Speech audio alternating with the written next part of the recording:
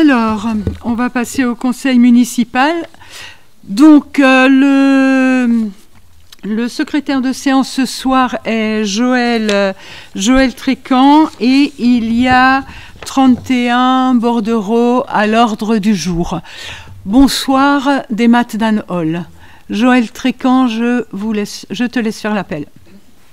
Merci Madame la maire, bonsoir à toutes et à tous. Alors, Dolé Michel, Guyot Yves, Nadia Soufoua, donner procuration à Julien Ledoussal. Le Libou Pascal va arriver en retard. Donne procuration donc Marie-Françoise Cérèse. Corpar Claudine. Joël Trécan, ok. Valérie Mahé donc est excusée et donne procuration à Philippe Perronneau. Pandaven Julien donc est excusé également, donne procuration à Yves Guyot. Le Cloirec Lisaine. Cérèse Marie-Françoise. Arturo, donc André, est excusé aussi d'une procuration à Yves Douai. Le Maréchal Laure. Le Toussaint Frédéric. Alors, attendez, j'ai pas. Oui, c'est ça. Toussaint Frédéric, donc, est excusé d'une procuration à Lisaine, le Cloirec. Caclin Peggy, aussi absent excusé, donne procuration à Michel Dolé. Malardet Roselyne, Perronneau Philippe, Kerzero Jacques, excusé, donne procuration à Alain Asquette, Le Corf Jean-François, Loézic Stéphane va arriver en retard et donne procuration à moi-même, Le Doussal Anne-Laure, Sirette Tiphaine, présente. C'est ça. Donc, Gwendal Henry donc, est excusé, donne procuration à Claudine Corpar. Douai Yves. Kéric Guillaume. Présent. Asquette Alain. Présent. Le Fur Aline. Présent. Le Doussal Julien. En retard. Il est dans les bouchons. Ah, il arrive. Le Breton Fabrice. Merci. L'arrivée Alain. Le Boudec Pierre-Yves. Ce côté le Calvé Sylvie. Le Bail Michel. Et donc Sapak Hilal, donc excusez, donne procuration à Michel Le Bail. Voilà. Donc vous m'avez dit que le Doussal. Julien est en retard. Ah, il est dans les bouchons, il arrive en retard. Ok.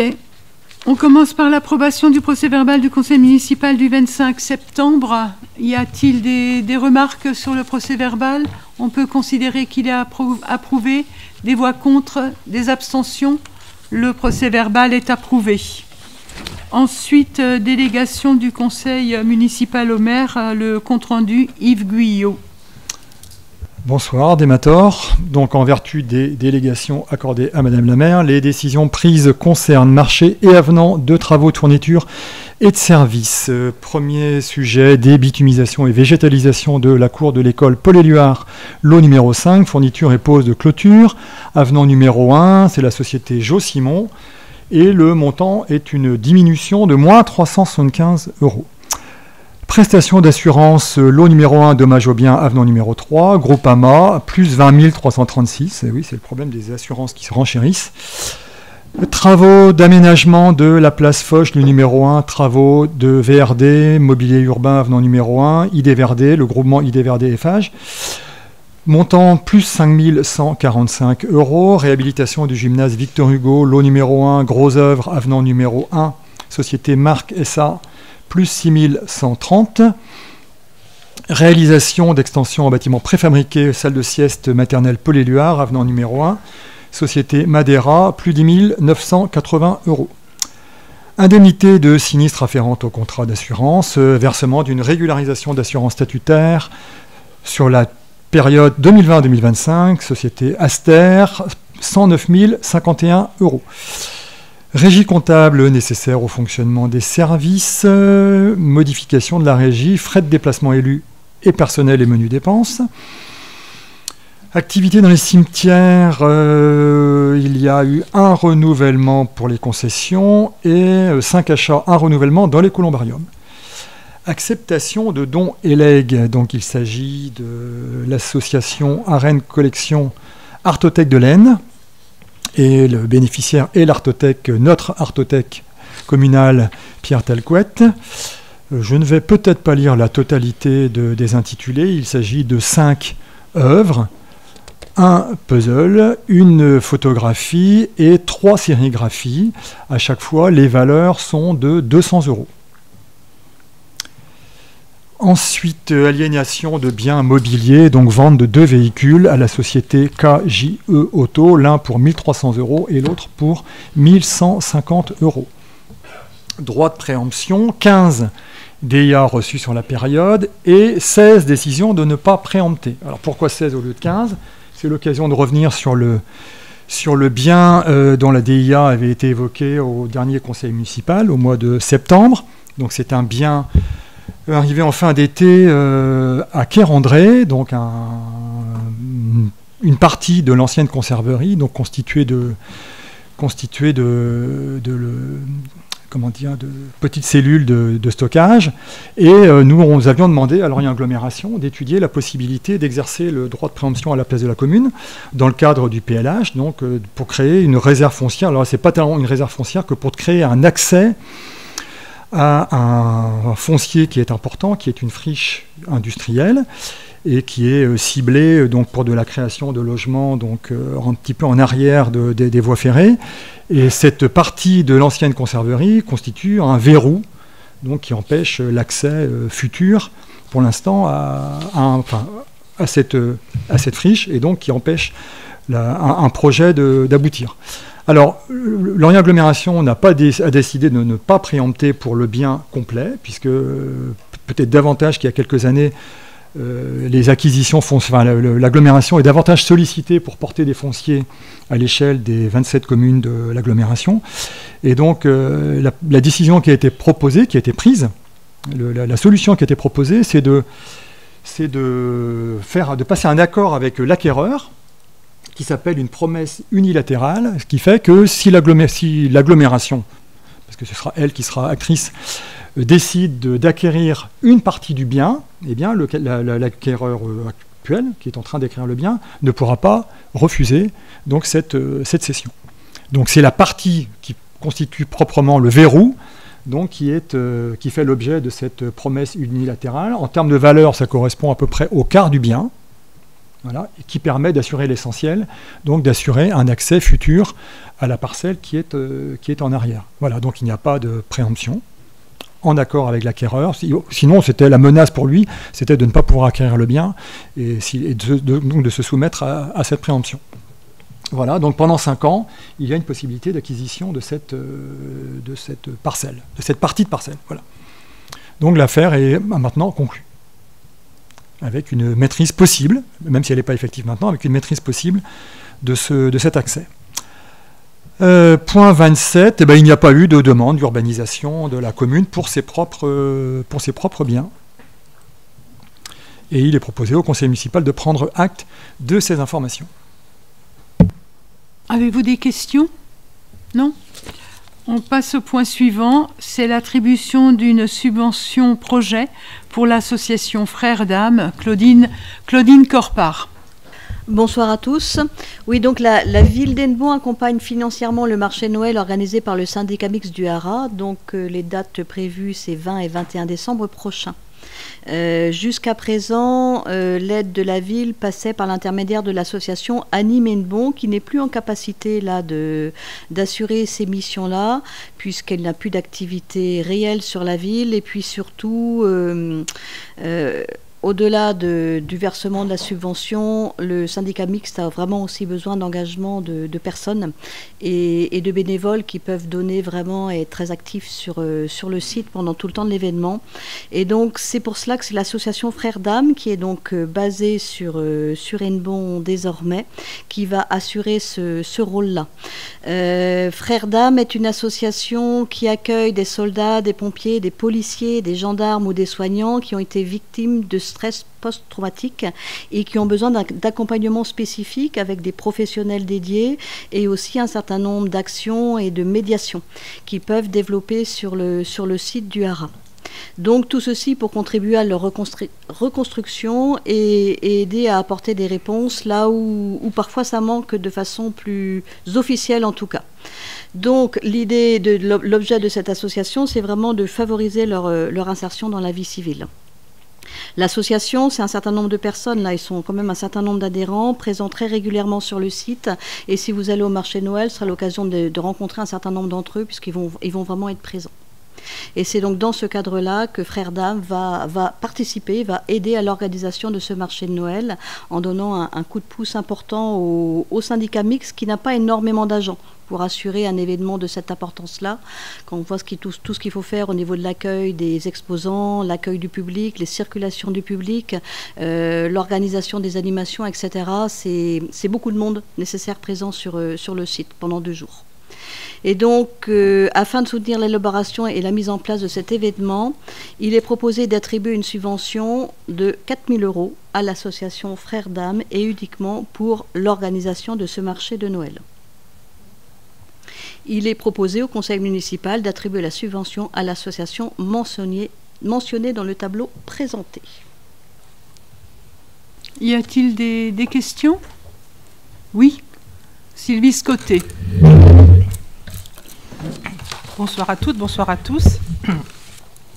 Nous voterons ce bordereau, bien sûr, sans problème. Néanmoins, nous regrettons qu'un marché de Noël ne se fasse pas au centre-ville, sur la Nouvelle Place, par exemple, ou tout au long des remparts. Ceci permettra une animation, une déambulation et un soutien aux commerçants. La définition d'un marché de Noël, c'est ce qui se passe en plein air. Nous déplorons également le manque d'animation et d'illumination dans les quartiers de la ville. La période de Noël est un moment festif et poussons l'esprit de Noël plus loin que le centre-ville. Et d'autres questions. Enfin oui, je voudrais juste quand même poser une question. Un marché de Noël, c'est jamais la ville qui l'organise ou c'est toujours une association? Alors, un marché de Noël, en général, on s'appuie sur une association de commerçants. Et la ville a été prête à accompagner l'association de commerçants. D'ailleurs, elle l'a déjà fait. Et les marchés de Noël, c'est vraiment un travail qui doit être fait avec l'association de commerçants. Il se trouve qu'il n'y a pas d'association de commerçants et que les années précédentes, quand elles ont essayé de monter un marché de Noël, ça a été quand même assez compliqué à monter. Mais c'est pas à la ville d'organiser un... Après, ça peut être un choix politique plus tard, mais je pense que ce n'est pas à la ville d'organiser un marché de Noël et de faire venir un marché de Noël. C'est quand même une organisation qui est quand même très importante.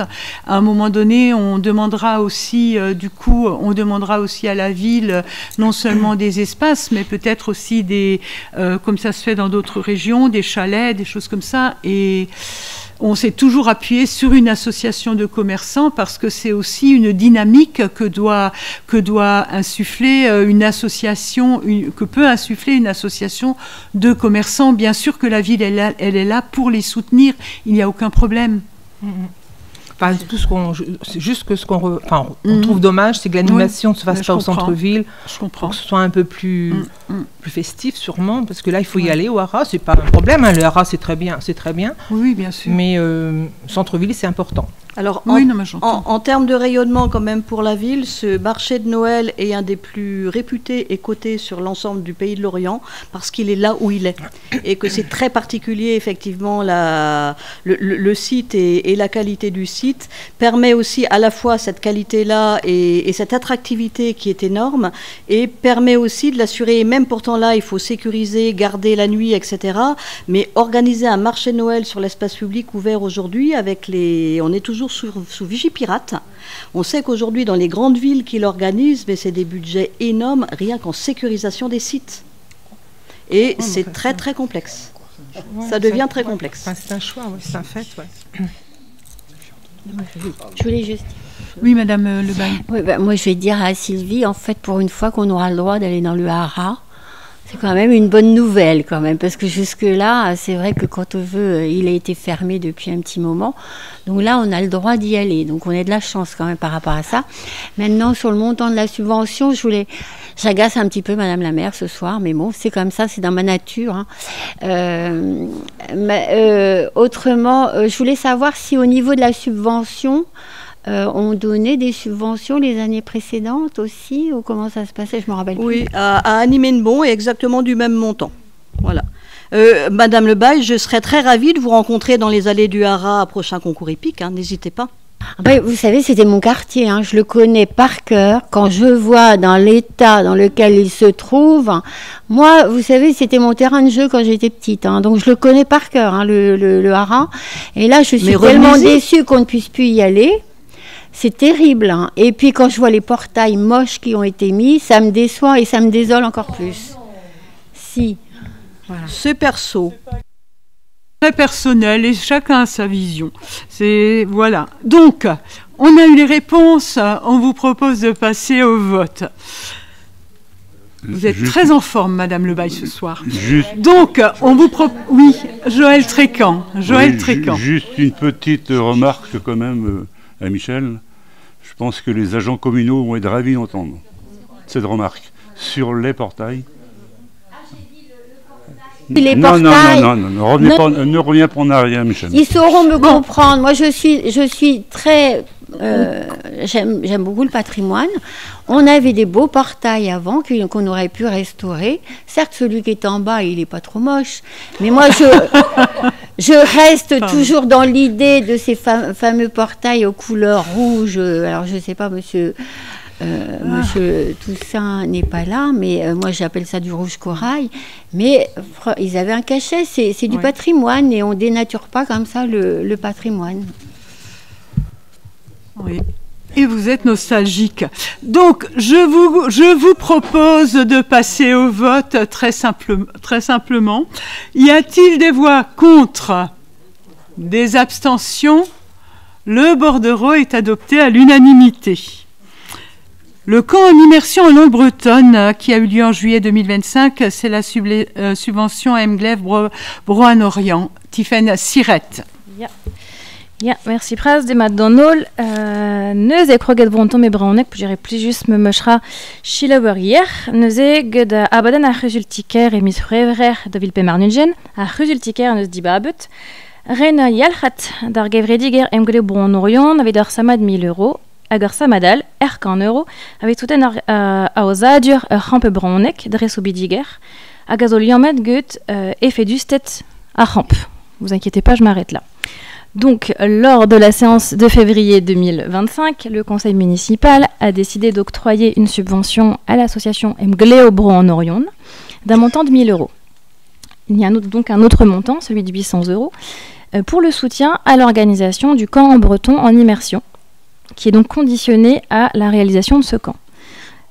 Pourquoi? Puisque effectivement, en 2023 et 2024, il a été compliqué, on en avait déjà parlé en conseil municipal, d'organiser le camp par manque de direction du camp. Et heureusement, cette année, ça a pu avoir lieu, puisqu'il y avait 18 enfants, donc le camp était plein au camping, et ça a très bien fonctionné, donc on est content de voir le camp repartir.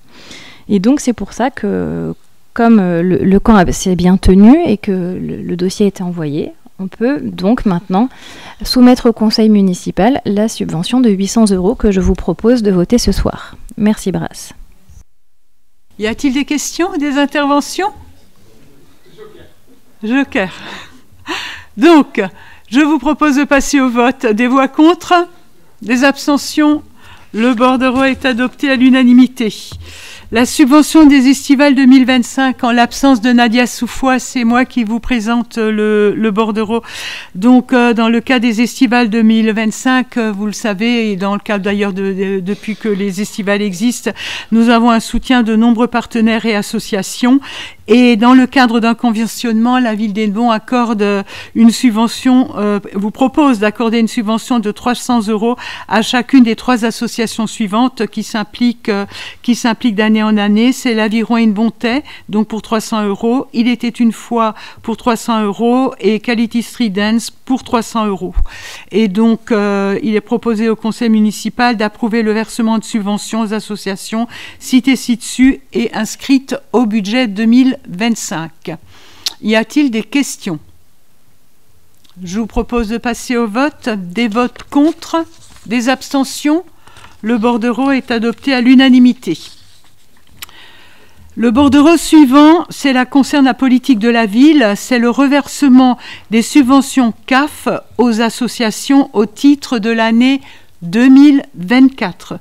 Les associations ont rendu leur compte à la CAF et donc la CAF, après avoir étudié toutes les retours des associations, nous reverse donc les subventions en totalité et nous-mêmes, nous reversons ces subventions aux associations. Vous l'avez compris, la ville fait un peu office de boîte aux lettres.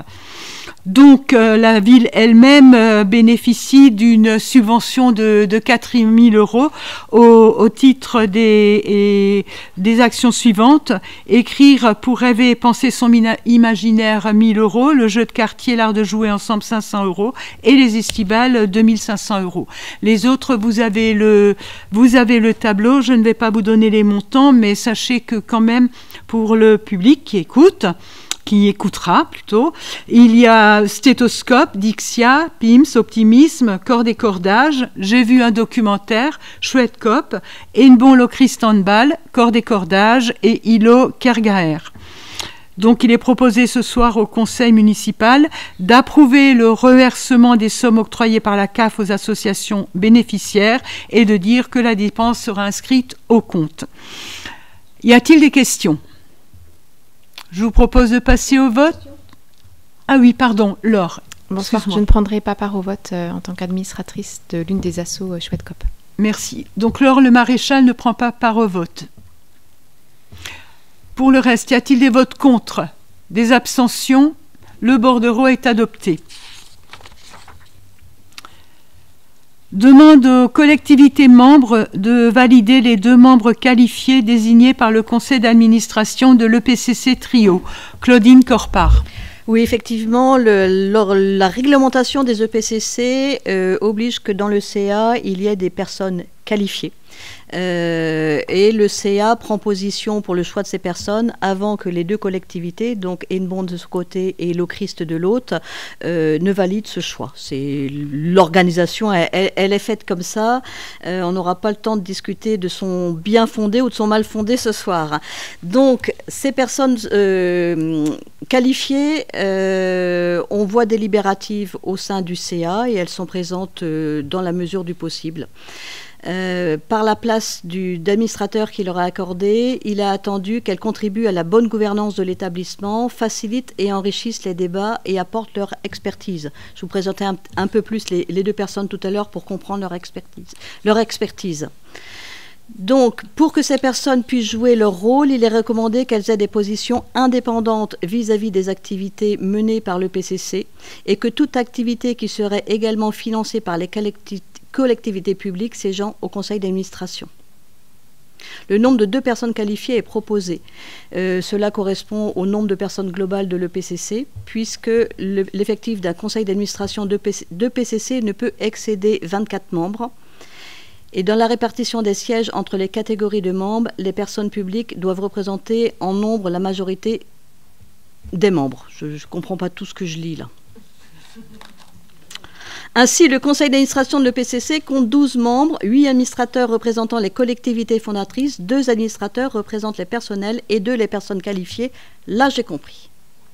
Conformément à l'article des collectivités territoriales, les personnes qualifiées sont désignées conjointement par les personnes publiques membres du CA, ce pour une raison de 3 ans renouvelable. En l'absence d'accord, chacun des membres de l'établissement nomme les personnalités qualifiées selon la répartition définie par les statuts. Donc on pourra un jour aussi lire la totalité des statuts d'un EPCC, c'est bien. Le conseil d'administration de l'EPCC a désigné les 2 personnes qualifiées suivantes par un vote adopté à l'unanimité lors de la séance du 14 octobre 2025. Madame Emmanuel Williamson et Monsieur Jack Maignan, qui sont déjà personnalités qualifiées depuis 3 ans, qui ont accepté de poursuivre leur mission, et on les remercie chaleureusement parce qu'ils ont l'un et l'autre une vraie expertise et une vraie expérience dans le domaine culturel. Ils sont tout à fait en capacité de mesurer les enjeux d'une politique culturelle, d'une animation d'un territoire, des impacts sur les publics, etc. Et les échanges sont vraiment extrêmement intéressants. Donc Madame Williamson, je ne sais pas s'il a besoin de la représenter, a été adjointe à la culture à la mairie de Lorient, a été salariée pendant longtemps sur le pays du Roi Morvan pour tout ce qui était animation culturelle auprès des écoles tout particulièrement, et a œuvré un peu à la Ligue de l'enseignement également. Monsieur Maignan a été est membre du conseil de développement du pays de Lorient et responsable, je crois même, de la commission culture. Il a travaillé dans pas mal de collectivités territoriales différentes et il est un des fondateurs d'une fondation dont vous avez peut-être entendu parler, qui s'appelle Fondalore et qui vise à soutenir des projets artistiques, aider de jeunes artistes à émerger, à réaliser leurs projets. Donc il revient à présent aux conseils municipaux des collectivités fondatrices de valider conjointement les 2 personnes qualifiées ainsi désignées par le conseil d'administration de l'EPCC. Il est proposé au conseil municipal d'approuver la désignation de Madame Emmanuel Williamson et de Monsieur Jack Maignan à siéger au conseil d'administration de l'EPCC Trio en tant que personnalité qualifiée. Y a-t-il des questions? Non. Je vous propose de passer au vote. Des voix contre, des abstentions. Le bordereau est adopté à l'unanimité. Merci. Le bordereau suivant, c'est la gouvernance du port régional d'Hennebont. C'est le transfert de la gestion du port fluvial de la commune à la compagnie des ports du Morbihan. Et c'est Roselyne Malardet qui va présenter le bordereau. Bonsoir tout le monde. Le port d'Hennebont étant un port régional, la région Bretagne a par convention confié l'exploitation du port fluvial d'Hennebont à la commune, qui elle-même a conclu un marché de services pour assurer la gestion technique de celui-ci, avec l'association des pêcheurs plaisanciers dans un premier temps, entre 2017 et 2021, puis avec la Célor, Société d'économie mixte de Lorient Agglomération, à compter du 1er janvier 2022, marché qui a été renouvelé en 2025 jusqu'au 31 décembre 2025 pour une durée d'1 an, renouvelable 3 fois. L'objectif assigné à la commune d'Hennebont était de veiller à l'aménagement et l'exploitation du port dans ses limites administratives. Les ouvrages d'infrastructure, les équipements divers, les terre-pleins, le plan d'eau, la voirie, les réseaux, en considérant que les grosses réparations et la police de conservation restaient à la charge du propriétaire, c'est-à-dire la région Bretagne. Cependant, les capacités financières du budget annexe du port d'Hennebont ne suffisent pas pour assurer les travaux d'adaptation, d'amélioration et de développement des équipements portuaires tels que projetés dans la stratégie régionale. Actuellement, la région Bretagne, le département du Morbihan et Lorient Agglomération, dans l'objectif du développement portuaire du territoire de la rade de Lorient, port fluvial d'Hennebont inclus, travaillent pour proposer une unité de gestion qui permettrait une simplification du mode de gouvernance des ports et la mobilisation de nouvelles capacités d'investissement. Dans cette logique, au vu du potentiel de développement du port d'Hennebont, la région Bretagne souhaite confier son exploitation à la Compagnie des ports du Morbihan, CPM, société publique locale créée par le département, dont la région devrait entrer au capital à compter du 1er janvier 2026. La région Bretagne souhaite donc transférer au 1er janvier 2026 la concession de gestion du port d'Hennebont à la Compagnie des ports du Morbihan par la signature d'un avenant qui mettrait fin de fait au marché de prestations de la commune avec la Célor. Puis, à partir de 2028, elle souhaite regrouper dans un contrat de concession unique la gestion de l'ensemble des ports de la rade et donc du port d'Hennebont qui sera confié à la CPM. L'ensemble de cette opération a été présenté par les représentants de la région aux acteurs du port d'Hennebont réunis lors du conseil portuaire qui s'est tenu le 3 octobre dernier. Il a entre autres été précisé qu'au 1er janvier 2026, les interlocuteurs actuels de la Célor sur le port d'Hennebont demeureront les mêmes les services de la CELOR sur le nautisme étant transférés à la CPM. Les tarifs sont inchangés, hormis une augmentation de 1% liée à l'inflation. Le conseil portuaire annuel permettra aux acteurs du port d'échanger en direct avec la CPM.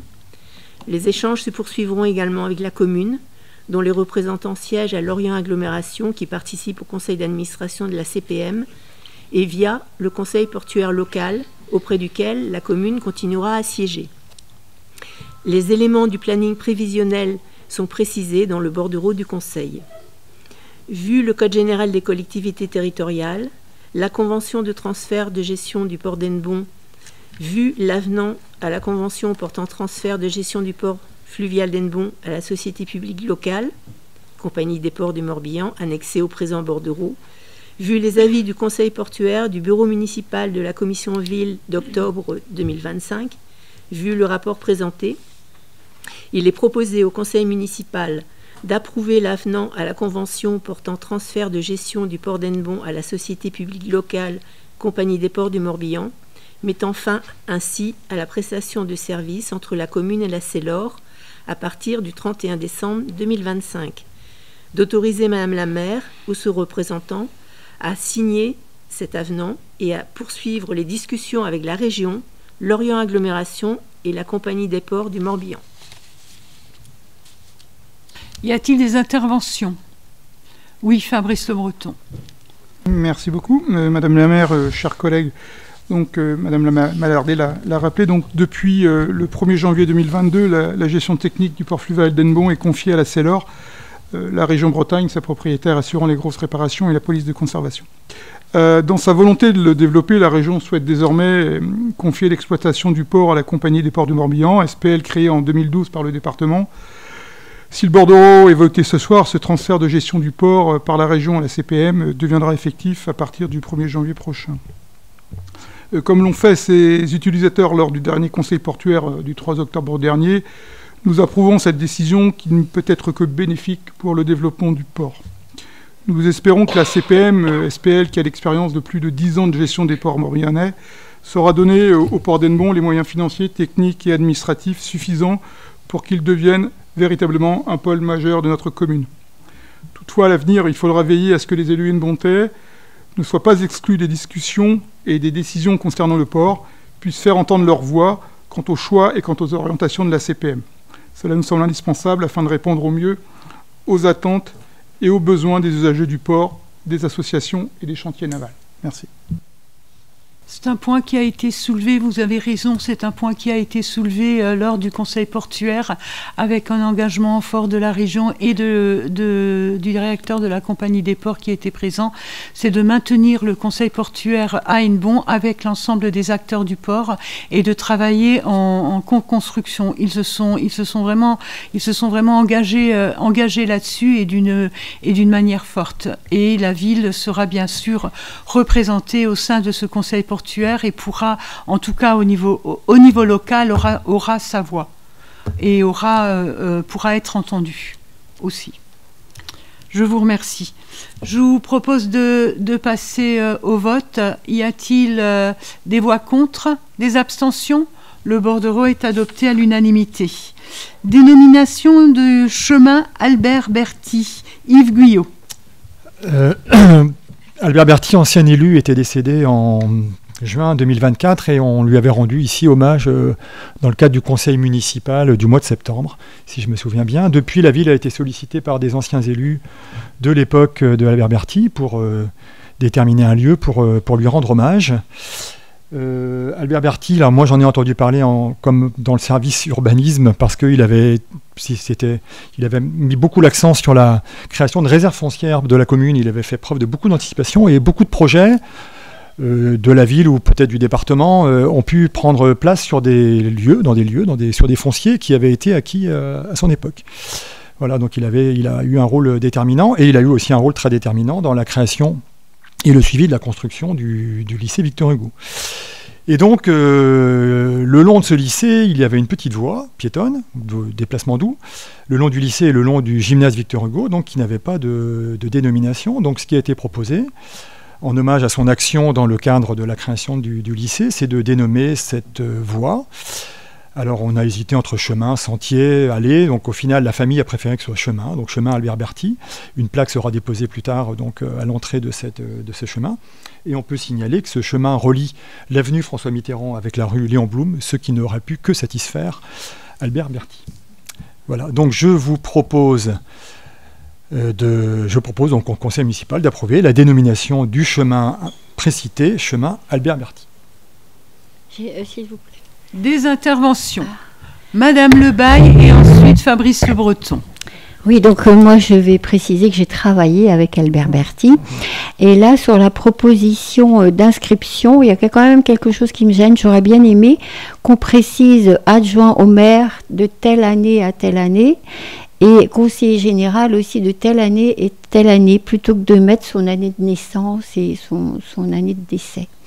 Je pense que c'est comme ça. Enfin, il me connaissait bien, donc il n'aurait pas été surpris que j'intervienne aujourd'hui. Mais voilà, je pense que ce serait mieux quand même de mettre les années. Adjoint au maire, telle année, conseiller général, telle année. Je pense que ce serait quand même mieux que de mettre son année de naissance. À étudier, à voir aussi avec la famille. Ouais. J'irai voir Madame Berti. Hein. Si vous voulez, il n'y a pas de souci, je peux aller la voir. Mais je pense qu'on arrivera à prendre contact avec elle directement. Ouais. C'est grand, oui, il faut prendre contact avec elle. Je vous remercie, c'est gentil, la proposition est gentille, ce qui ne vous empêche pas de passer la voir, évidemment. Plutôt logique. Elle est plutôt logique. Ça me semble logique aussi, mais vous nous laisserez aussi la possibilité. Tout ça, c'est mon expérience professionnelle qui me fait réagir là. Vous avez certainement raison, Madame Lebaille, je ne vous contredirai pas ce soir. Ouais, Fabrice Le Breton. Avant que Monsieur Le Breton n'intervienne, je voudrais quand même dire aussi qu'en réunion, j'ai demandé, et Monsieur Guillou ne pourra pas dire le contraire, qu'il ne fallait pas qu'on oublie non plus Eugène Crépeau. On n'a pas du tout oublié, Eugène Crépeau, loin s'en faut, mais il faut que l'on trouve un endroit aussi digne de Monsieur Eugène Crépeau. Et c'est pour ça qu'on se prend aussi le temps.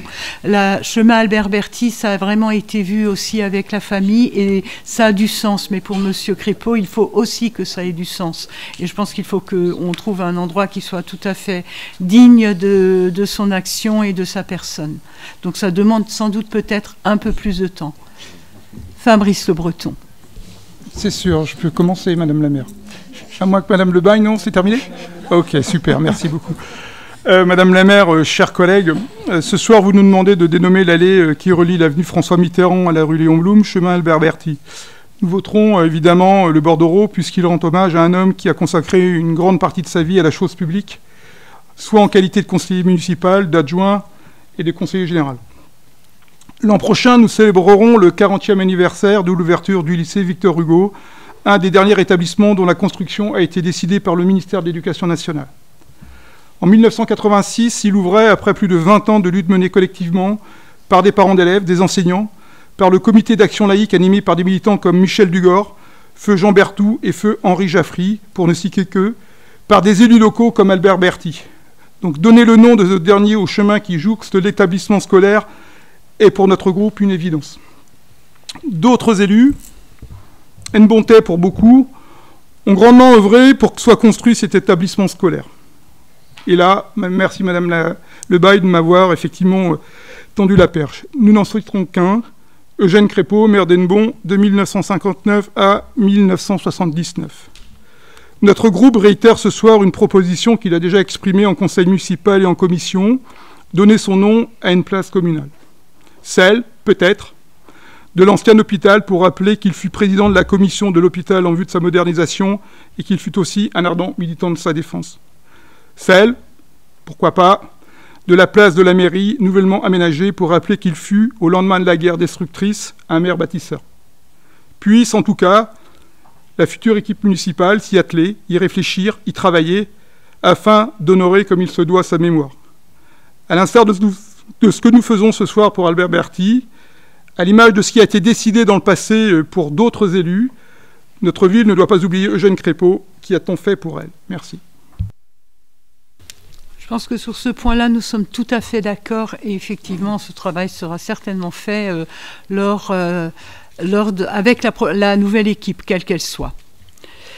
Donc, je vous propose de passer au vote. Y a-t-il des voix contre, des abstentions? Le bordereau est adopté à l'unanimité. Demande de subvention fonds vert, aide aux maires bâtisseurs. Yves Guyot. Alors, le fonds vert, c'est un fonds d'État qui vise à encourager les collectivités locales dans leurs opérations de transition écologique ou énergétique.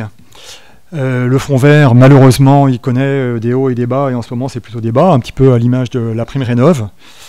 Donc moi, je ne vais pas rentrer dans ces errements nationaux, mais c'est quand même un problème inquiétant. Cette fois-ci, le fonds vert se propose de rentrer dans une action de soutien à la création de logements. Il y a donc de nombreux problèmes. Il y a aussi la pénurie de logements et le fait qu'actuellement, les délivrances ou les projets immobiliers ou la délivrance de permis est dans un creux vraiment historique. Je ne sais plus exactement quels sont les chiffres pour 2023, 2024 et 2025, mais c'est vraiment le nombre de permis délivrés est vraiment dans une baisse très très sensible et inquiétante. Donc ça promet aussi d'avoir peu de livraison de logements neufs dans l'immédiat, alors que les besoins sont de plus en plus grands. Et donc le fonds vert a été affecté à une opération de soutien de la création de logements, enfin en tout cas dans un premier temps de délivrance de permis. Le but, donc dans une zone tendue comme Hennebont et Les, comme l'ensemble du sud de Bretagne. Donc le but, c'est d'apporter un soutien aux communes qui permettent de créer des logements sans consommation foncière, donc sur des fonciers déjà occupés ou en densification, donc dans des fonciers déjà en zone urbaine. Donc le but, c'est de soutenir des projets qui naissent entre le 1er avril 2025 et le 31 mars 2026 pour ce qui est de la délivrance, l'instruction et la délivrance du permis, avec un démarrage de chantier, devant intervenir avant la mi-2027. L'aide qui peut être perçue par les communes peut aller, selon les situations, on n'a pas forcément le détail complet, jusqu'à 5 000 € par logement ainsi créé. Nous avons identifié pour l'instant 2 projets qui rentrent dans les critères de calendrier. Donc il s'agit d'un projet Impasse des Chênes, donc en face du futur service espace vert dans la montée vers Carpotence. Donc projet en face en densification, avec un projet de 26 maisons individuelles par la société Prime Access, essentiellement du logement social ou en accession aidée. Et puis rue Jean-François Lebesque, donc c'est un lotissement qui est maintenant à une dizaine d'années à Saint-Gilles. La partie sociale n'avait pas été réalisée à l'époque, donc il y a une dizaine d'années, et actuellement Morbihan Habitat a obtenu un permis de construire, avec un lancement normalement qui devrait intervenir assez rapidement, en tout cas largement dans les délais de mi-juin 2027. Et il s'agit donc à Saint-Gilles d'un projet de 18 logements, dont 4 maisons individuelles. Voilà. Il n'est pas exclu qu'il puisse y avoir d'ici le 31 mars 2026 un autre projet, donc à partir de 2 logements, donc il y a forcément un certain caractère collectif. Il n'est pas exclu qu'il puisse y avoir un autre projet qui permette de candidater pour cette aide dans le cadre du fonds vert.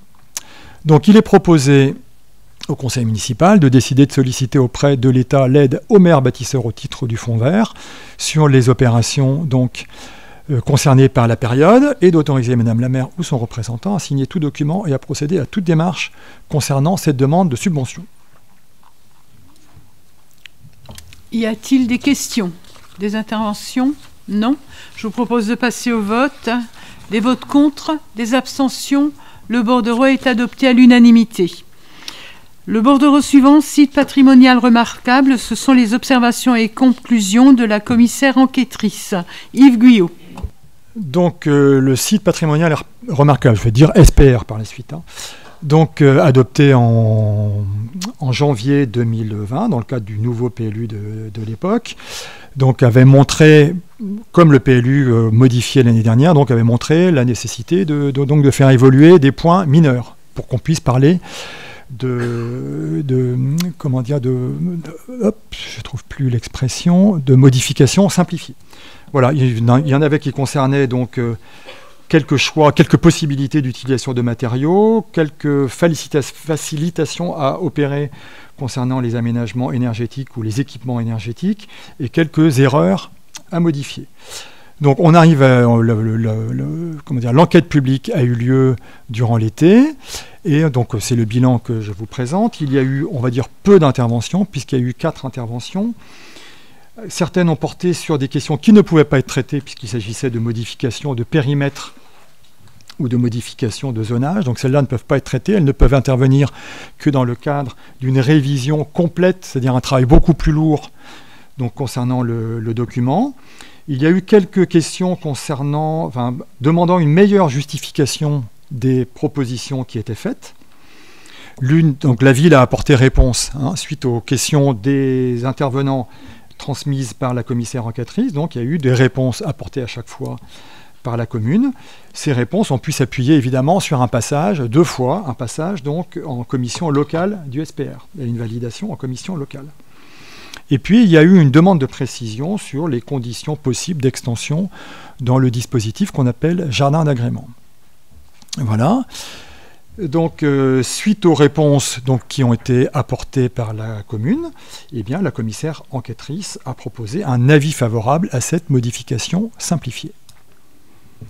Voilà, donc vu les différents avis, il est proposé au conseil municipal de prendre acte des observations et conclusions favorables de Madame la commissaire enquêtrice. Y a-t-il des questions, des remarques?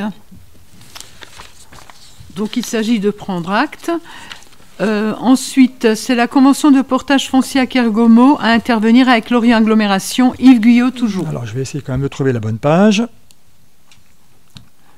même si le sujet a été déjà présenté il y a 3 ans, puisque, alors, je sais pas si je vais trouver la bonne page. C'est le bordereau numéro 12. Pourquoi je suis sur le 13 moi? Ah oui, pardon, j'ai passé toute la longue convention. Bon, tant pis. Donc, en 2022, donc, un petit peu comme le sujet que j'abordais tout à l'heure, en 2022, donc, un bien était apparu en DIA, un bien très très intéressant, puisqu'il se trouvait au cœur de la future zone d'habitat dans le secteur qu'on peut appeler le Sud-Gare. Et il était important que ce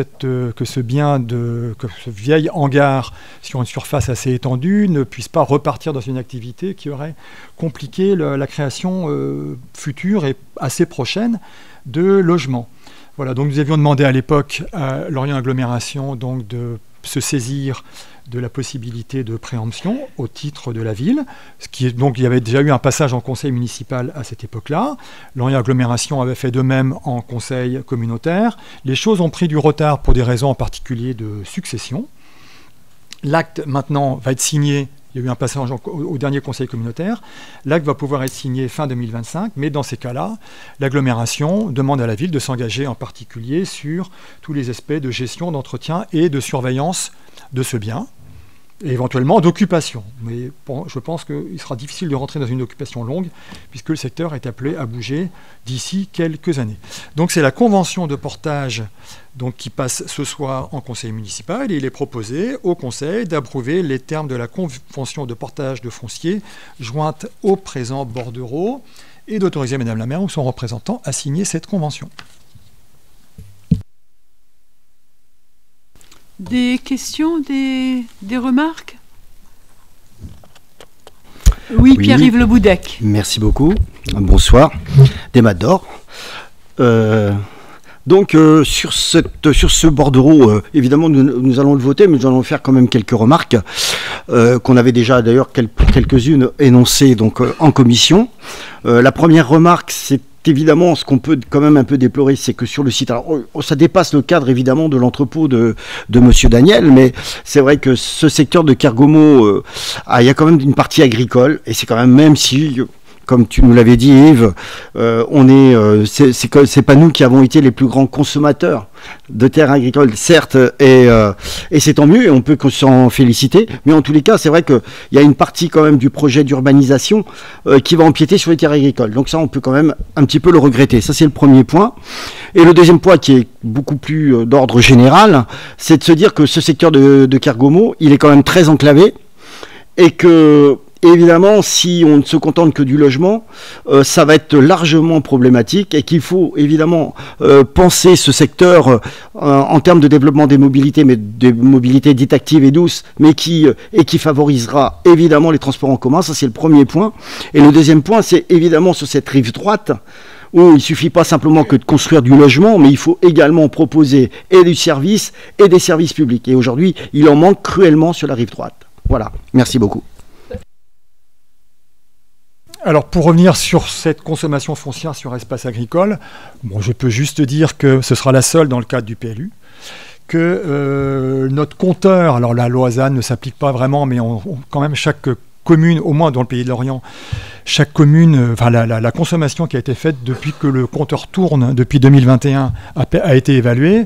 La commune d'Hennebont fait partie de celles, elle n'est pas seule, mais elle fait partie de celles qui ont leur compteur quasiment à zéro, là où d'autres ont déjà consommé quasiment ce qu'elles devraient faire sur la période 2021 et jusqu'à 2031, donc sur une décennie. Et je rappelle tout de même qu'en 2015 ou 2016, on avait renoncé à la ZAD du Boutier, qui était un secteur agricole et naturel qui portait sur 23 hectares. Et franchement, c'était déjà c'était précurseur quand même de ce qu'on nous demande de faire maintenant. Donc je pense qu'on a été extrêmement économe sur la décennie écoulée. Et l'enjeu de la gare en termes de mobilité, puisque tu parles des mobilités autour de la gare, l'enjeu de la gare fait que si on trouve que la gare est vraiment un bon espace pour créer quelques centaines de logements, ben malheureusement, on est bien obligé de consommer un petit peu d'espace qui était disponible jusqu'à présent. Donc ça a du sens.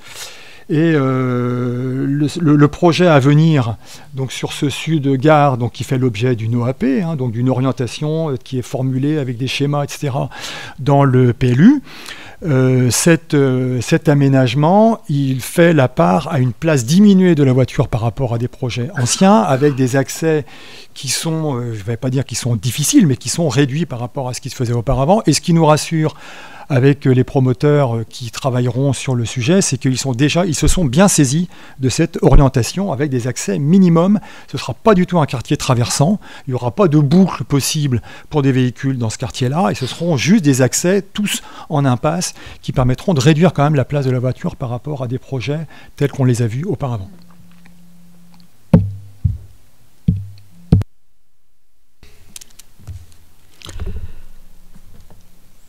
On peut passer au vote. Y a-t-il des voix contre? Des abstentions? Le bordereau est adopté à l'unanimité. Le rapport d'activité 2024 Morbihan Énergie. Anne-Laure Ledoussal. Oui, donc ce rapport est très, très complet. Je vais me concentrer simplement sur ce qui se passe dans notre collectivité. Sur 2024, Morbihan Énergie a permis au sein de la mairie l'installation d'outils qui permet de piloter au plus près le fonctionnement énergétique de la mairie.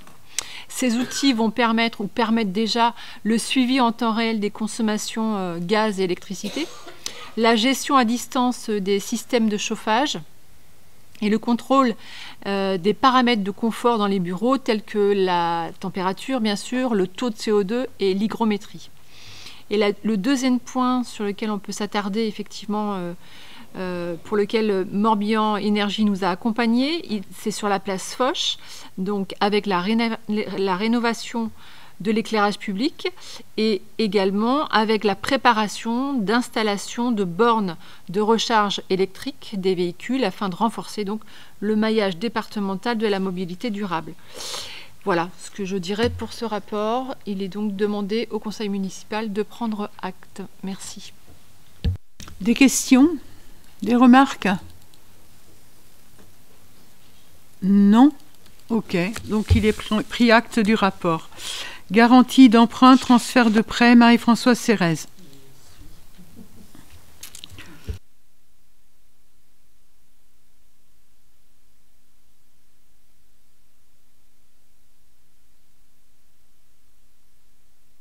La fusion des offices publics de l'habitat, Van Golf Habitat, Lorient Habitat et Bretagne Sud Habitat, au sein d'un seul office Morbihan Habitat, amène un transfert de prêts.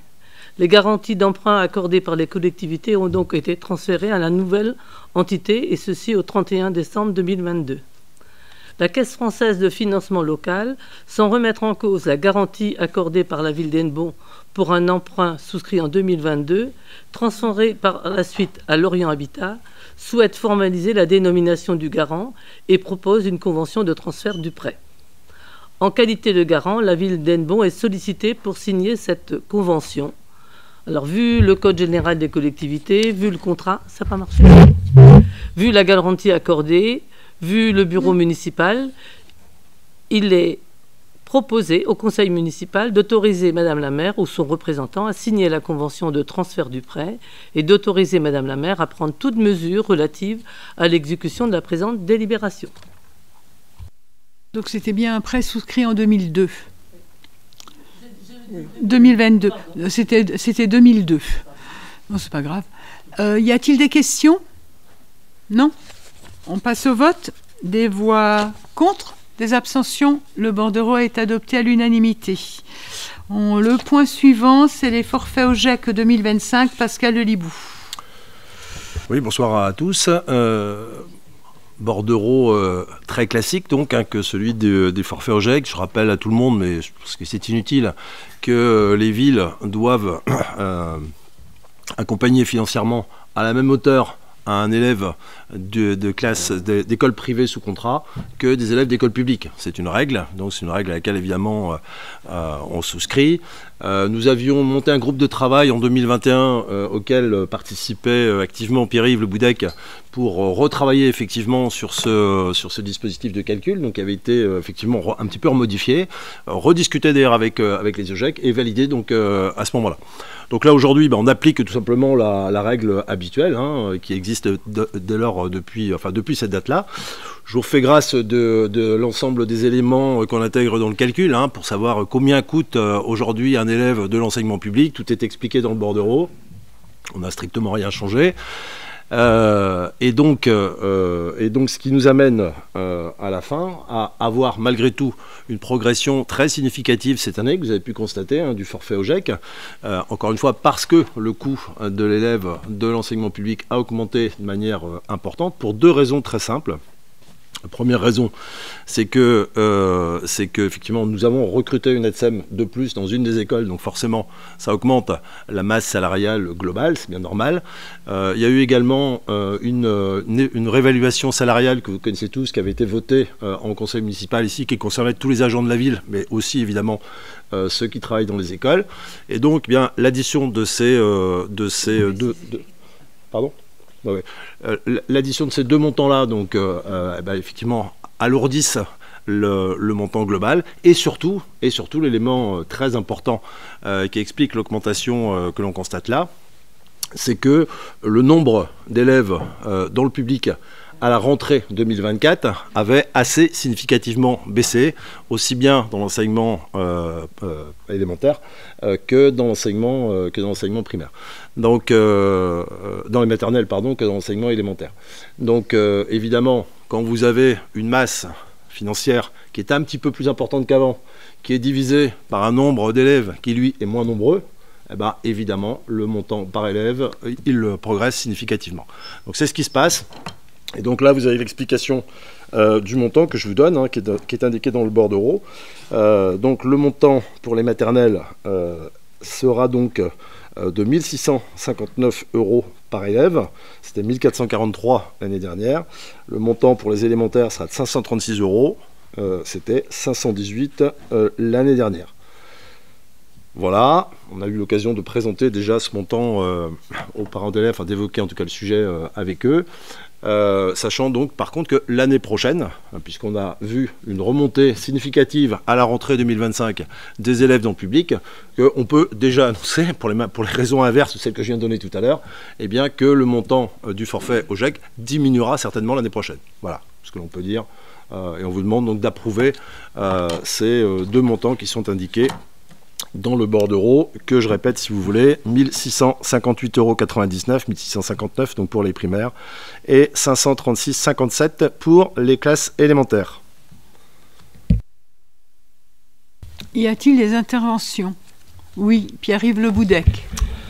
Eh oui, pour la dernière fois pour cette mandature, puisque la dernière fois que nous voyons donc ces forfaits au GEC. Merci Pascal de reconnaître en fait notre travail, notamment en 2021, où effectivement nous avions proposé ou du moins d'étudier en fait les calculs en fait de ce forfait OGEC.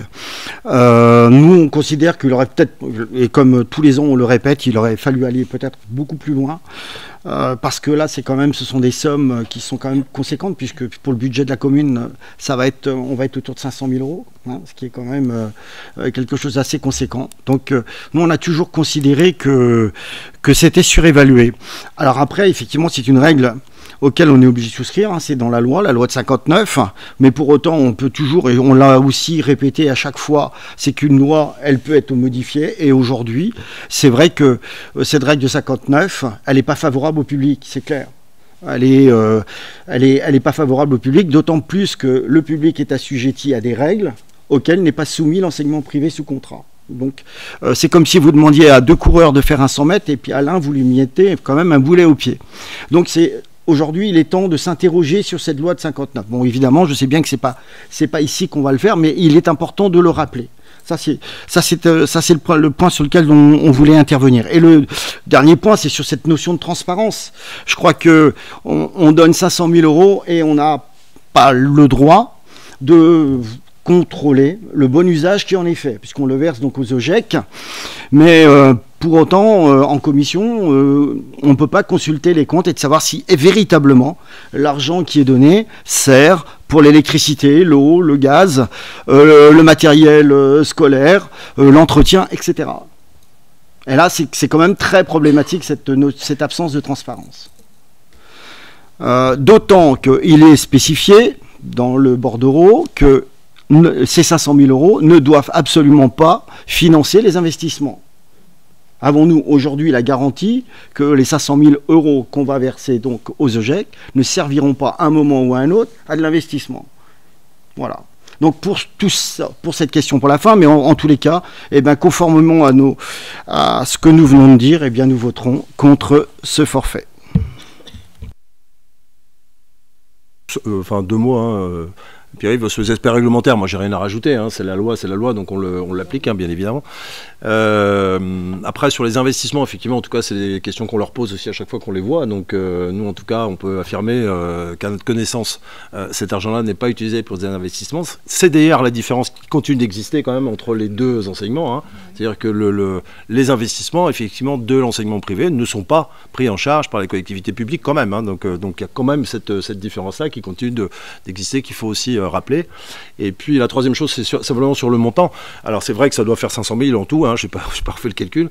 Enfin, c'est pas 500 000 de plus, hein, je rassure tout le monde, si jamais c'était la perception qu'on en avait eue, c'est 20 000 de plus, qui est déjà beaucoup que d'habitude. Hein. Et c'est pas non plus 500 000 qui sont complètement à la charge de la collectivité, puisque dans le cadre, vous savez, de la scolarisation des enfants de moins de 3 ans désormais, là, on a une aide de l'État qui existe, de 289 000 euros et qui est pérenne depuis déjà 4 ans maintenant, enfin en tout cas 3 ans de manière certaine, je crois 4 ans. Voilà, c'est juste pour relativiser un tout petit peu les chiffres qui étaient là, mais encore une fois, sur le reste et sur le fond du sujet, c'est évidemment pas nous qui décidons par rapport à la loi qui est en cours.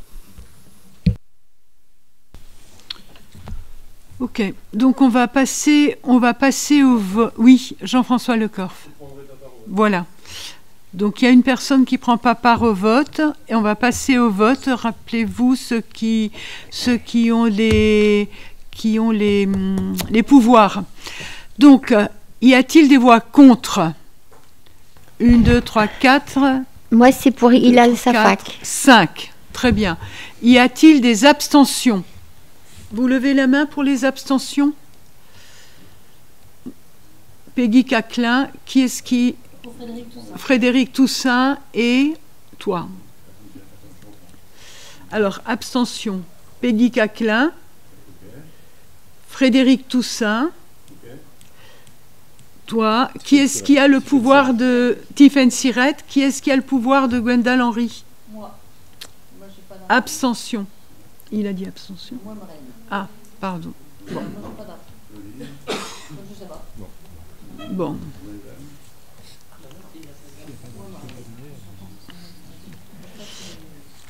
Bon, c'est pas correct. Ensuite, les voix pour, c'est le reste. D'accord? On va refaire le décompte. Admission en non-valeur sur le budget principal. Pascal Lelibou. Oui, alors très rapidement, hein, c'est un bordereau aussi, celui-là ultra classique chaque année. Donc je vous propose cette année d'admettre en non-valeur une somme de 3 956,25 €. Vous avez le décompte sur les années d'origine, donc des factures qui n'ont pas été honorées. Vous avez aussi le type de prestations concernées. Vous voyez que c'est principalement la restauration scolaire, hein, c'est logique, hein, c'est là qu'on facture le plus, qui pèse pour à peu près la moitié des sommes non recouvrées. Voilà, il n'y a rien à dire de plus, sinon qu'on est sur les montants tout à fait habituels, on est toujours autour de ces sommes-là chaque année, rien de particulier à rajouter. Des questions? Non? On passe au vote. Des voix contre? Des abstentions? Le bordereau est adopté à l'unanimité. Les créances atteintes au budget principal, Pascal Lelibou. C'est le cousin germain de l'autre, hein, donc c'est presque la même chose. Vous pourriez peut-être me demander d'ailleurs la différence entre l'admission en non-valeur et les créances éteintes. La différence, je vous la donne quand même si vous ne me la demandez pas. La différence, c'est que tout simplement, ici, les créances en question ont fait l'objet d'une procédure juridique. Si c'est un particulier, c'est qu'il a été déclaré en faillite personnelle, donc les créances sont définitivement éteintes, d'où leur nom. Et s'il s'agit d'une entreprise, d'une association, c'est qu'elle a été liquidée. Voilà. Donc ce sont des sommes qui, pour le coup, là, les créances n'existent plus, d'où leur nom. Juste pour la petite histoire aussi, il est extrêmement probable que l'année prochaine, on ait un seul et même bordereau pour parler de ces deux aspects-là, puisque effectivement, c'est quasiment la même chose. Et donc le montant qu'on vous propose d'admettre cette fois en créances éteintes, sachant que là, pour le coup, on n'a pas le choix, c'est 684,62 €. Voilà. Y a-t-il des voix contre? Des abstentions? Le bordereau est adopté à l'unanimité. Admission non valeur sur le budget annexe du port, Jean-François Lecorf. Oui, bonsoir tout le monde. Donc les admissions non valeur du port, donc dans la suite aussi de ceux que vient de présenter Pascal, c'est pour un montant quand même de 2 464,88 € qui concerne les années 2021, 22, 23, 24 sur des droits de mouillage non perçus. Donc ces sommes comptabilisées au compte 6541, admission non valeur. Donc il est proposé au conseil municipal de donner son accord sur l'admission non valeur des sommes précitées sur le budget annexe du port. Merci. Y a-t-il des questions? On passe au vote. Des voix contre, des abstentions. Le bordereau est adopté à l'unanimité. La décision numéro 1 du budget modificatif numéro 1 du budget principal, Pascal Lelibou. Donc ça, c'est le bordereau le plus long de la soirée, sans doute. Je vais essayer de ne pas le détailler en totalité, évidemment. Donc, décision modificative qui intervient toujours à la même période aussi de l'année, hein, en général à ce conseil du mois d'octobre. On vous propose, je donne déjà la synthèse, hein, on vous propose un projet de décision qui constate donc un moins 183 662 en section de fonctionnement et un moins 254 324 en section d'investissement. Ça, c'est le résultat final. Je vais évidemment pas vous commenter les 4 pages, je vais aller simplement aux modifications principales des recettes et des dépenses. Alors, ce qui change principalement sur les recettes de fonctionnement. On a sur le, vous voyez dans le deuxième point, on a ce qu'on appelle la vente de certificats d'énergie qu'on ne vendait pas jusqu'à présent, qu'on arrive désormais à commercialiser auprès des producteurs d'énergie, qui nous rapportent quand même 46 000 €. Donc ça, c'est un élément évidemment très intéressant. On a une recette en moins qui est très significative sur la fiscalité locale de moins 170 000 €. J'ai eu l'occasion d'expliquer ça dans le détail en commission, mais donc ça provient principalement d'un manque de recettes en matière de taxes foncières et de taxes d'habitation, principalement de taxes d'habitation, puisque la DGFiP a facturé donc de manière très autoritaire, on pourrait le dire comme ça, à l'ensemble des personnes qui, a priori, avaient un logement qui n'était pas occupé et donc ont attendu le retour de ces propriétaires-là. Retour qui n'a pas manqué de se produire, mais plus tardivement. Et donc nous, par rapport aux recettes qui nous avaient été communiquées, les recettes prévisionnelles qui nous avaient été communiquées, et la réalité finalement après contestation donc d'un certain nombre de propriétaires, eh bien cette différence-là, elle est à peu près de 170 000 €. Donc c'est ça l'explication principale de ce manque en fait de recettes sur la taxe foncière. On a aussi un ajustement quand même important, c'est que enfin il se trouve que le fait que nous ayons, enfin que Morbihan Habitat ait démoli 2 tours à Keriway, et donc bien sûr, il n'y a plus de perception de recettes auprès de Morbihan Habitat. Finalement, ils avaient oublié de le déclarer. Donc, ils ont continué de payer, en fait, de la taxe foncière, même si les 2 tours n'existaient plus. Et donc, évidemment, lorsqu'il y a eu recours pour ce motif-là, qui est évidemment un motif justifié, eh bien, c'est aussi une récupération donc, par les services fiscaux. Et donc, un manque à gagner également, donc, qui explique aussi le déficit de 170 000 euros. Bon, après, on a moins 50 000 euros aussi sur les dotations et les subventions. Parce qu'on a un petit peu moins de subventions de la CAF. On a aussi un peu moins de subventions prévues donc, pour les ALSH par le département. On a également une subvention moindre pour l'Artothèque par la région cette fois. Bon, alors, les montants ne sont pas colossaux, mais encore une fois, quand on les cumule, ça fait tout de même moins 50 000 euros au total de recettes en moins. Bon, on va passer sur les autres sujets. Donc on a finalement un petit peu moins de recettes de fonctionnement que prévu, hein, très clairement au total. Ce qui concerne cette fois les dépenses, heureusement on en a moins aussi. Donc moins que prévu, ce qui est assez normal, hein, puisqu'encore une fois, vous vous rappelez que dans un budget primitif, notre règle, c'est peut-être pas de maximiser les dépenses, mais en tout cas d'intégrer le maximum de dépenses, enfin d'autoriser le maximum de dépenses pour que les services puissent fonctionner. Voilà, c'est ça un budget primitif, c'est une autorisation de dépenses. Donc en fait, on est toujours un peu généreux sur les dépenses, et donc évidemment, on regarde lors de la décision modificative d'aujourd'hui, lesquelles sont moins importantes que prévues. Donc c'est le cas là, je ne les détaille pas toutes non plus. Alors, les charges à caractère général, effectivement, augmentent très légèrement de 2300 euros, mais en fait, là, sont la résultante en fait, de beaucoup de plus et de moins. En l'occurrence, on a eu quand même beaucoup de dépenses en plus. Hein. Par exemple, la location de bâtiments modulaires, là, vous voyez, qui sont indiqués à 21 000 euros de plus, qui n'étaient pas prévus. Hein. Donc ça, c'est pour le multi-accueil et pour les vestiaires à Kerlano. On a eu des frais d'études de 15 000 euros qui sont plus importantes. On a eu aussi une facture du cheval dans la ville, donc du syndicat mixte, qui n'avait pas été facturée, enfin qui a été facturée tardivement, donc qui se rajoute aussi à de l'ordre de 27 500 euros. Donc vous voyez, ça fait beaucoup de dépenses en plus. Et on dit, finalement, pourtant, on voit que plus 2300 là-haut. C'est parce que la compensation, en fait, a été faite par beaucoup de petites économies qui ont été faites par les services sur les différents postes et qui seraient fastidieux de noter là. Mais en tout cas, ce qu'on peut souligner ici, très clairement, c'est un hommage aussi aux services qui sont bien dans cette logique d'économie, de réflexion, de discussion aussi avec les fournisseurs, les approvisionneurs, puisqu'on arrive finalement à éponger quasiment 80 000 euros d'augmentation finalement de nos charges courantes par des économies qu'on arrive à faire sur les différents postes. Voilà. Donc ça, c'est un point très positif, donc, puisque, encore une fois, on arrive à un poste de charge à caractère général à peu près équilibré par rapport à ce qu'on avait prévu. Les charges de personnel, donc, qui sont en baisse importante également par rapport à ce qui était prévu, qui sont en hausse importante par rapport à l'année dernière, mais en baisse importante par rapport au budget primitif, moins 300 000 euros. On l'explique aussi par 3 raisons principales. La première raison, effectivement, c'est qu'il y a eu quelques départs non anticipés d'agents, en fait, hein, donc on ne le savait pas, donc voilà, les gens ils sont partis en retraite, hein, je crois, il y a eu au moins 2 départs en retraite qui n'avaient pas été prévus, donc évidemment ça fait cette économie-là.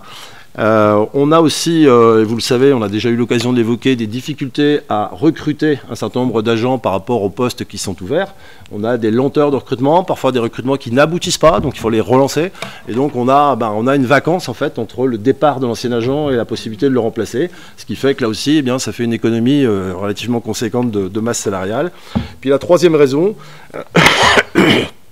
et pardon pour la toux, c'est que on a effectivement eu un peu moins de crédits qui avaient été fléchés pour la protection sociale complémentaire, un petit peu moins de crédits utilisés par les agents eux-mêmes. Hein. Donc on pressent que c'est parce qu'ils bénéficiaient déjà d'autres protections sociales, via le conjoint sans doute, qui fait que finalement il y en a un peu moins que prévu d'agents qui ont sollicité cette protection sociale qui leur a été proposée. Donc tout ça, ça fait moins 300 000 euros au global. Sur les charges de gestion courante, vous voyez, ça fait plus 29 000. Les charges financières, c'est moins 36 000, puisque finalement, on a une charge d'emprunt un petit peu moins importante que prévu. On a pu décaler finalement l'emprunt dans le temps, donc une charge financière moins importante. Donc là aussi, je dirais bravo aux services financiers d'avoir pu le gérer de cette façon-là.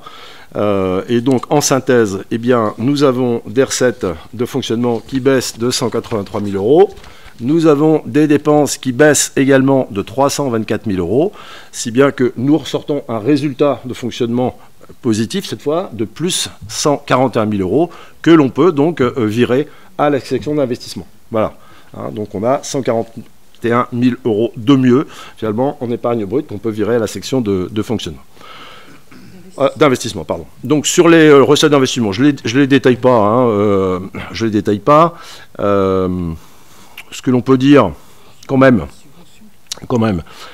c'est que on a une baisse significative de la taxe d'aménagement, et ça c'est embêtant, parce que la baisse elle est de 70 000 euros quand même, et là elle est aussi due clairement à non pas moins d'aménagement dans la ville, moins de projets portés, tout simplement à une modification légale désormais de la manière de percevoir cette taxe d'aménagement. Avant, dès lors que les travaux étaient enclenchés, la taxe d'aménagement, enfin l'appel à payer la taxe d'aménagement était lancé par le Trésor public. Désormais, on attend de la part des propriétaires la déclaration de fin de travaux. Donc autant dire que comme elle ne remonte pas toutes, ou qu'elle remonte parfois très tardivement, eh bien il y a ce décalage-là, mais qui met quand même un peu en PL les collectivités. Il y a une forte mobilisation des maires de France sur ce sujet-là, parce que le montant est parfois très conséquent. Donc là, en l'occurrence, c'est moins 70 000 euros quand même pour nous. Alors c'est du retard, on percevra sans doute. Peut-être pas tout d'ailleurs, mais en tout cas, on ne sait pas quand. Hein. Donc ça, c'est quand même un sujet.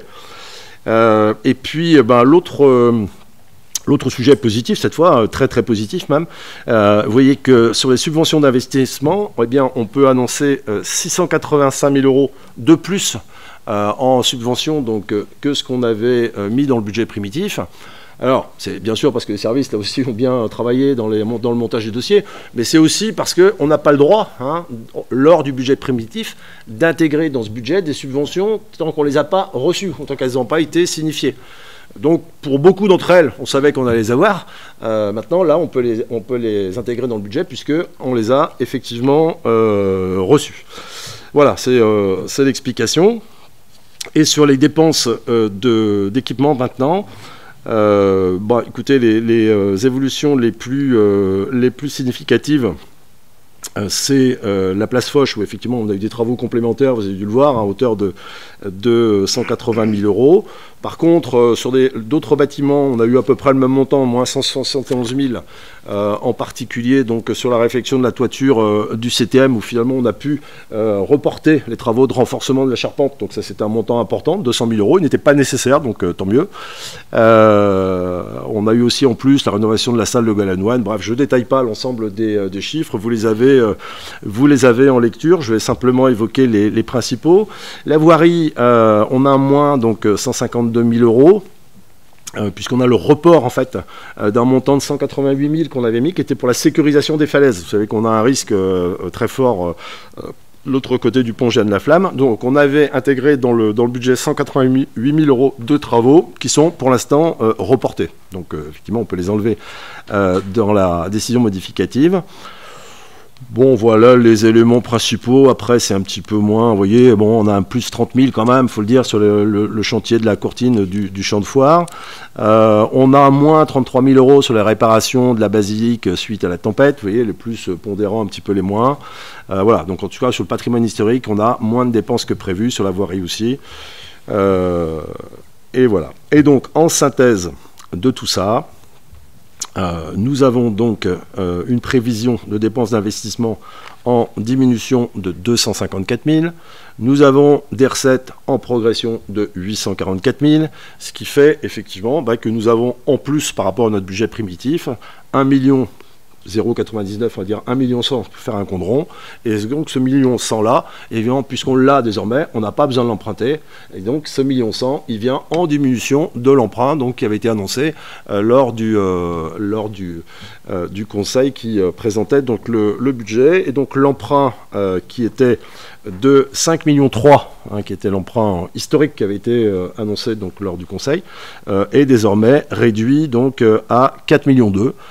Et pour votre information, sachez qu'à cette heure-ci, il nous reste encore 1,5 million à emprunter sur ce 4,2 millions, mais il est vraisemblable qu'effectivement, on ait besoin de la totalité du 4,2 millions.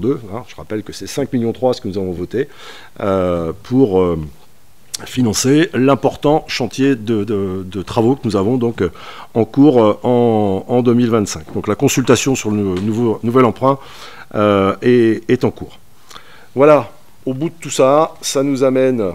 Et c'est un peu la clôture aussi de la mandature, on peut presque le dire comme ça, parce que là, du coup, on y voit assez clair sur ce que sera la fin de l'année 2025. On peut espérer encore avoir quelques subventions supplémentaires. On est à peu près sûr d'en avoir encore quelques petites.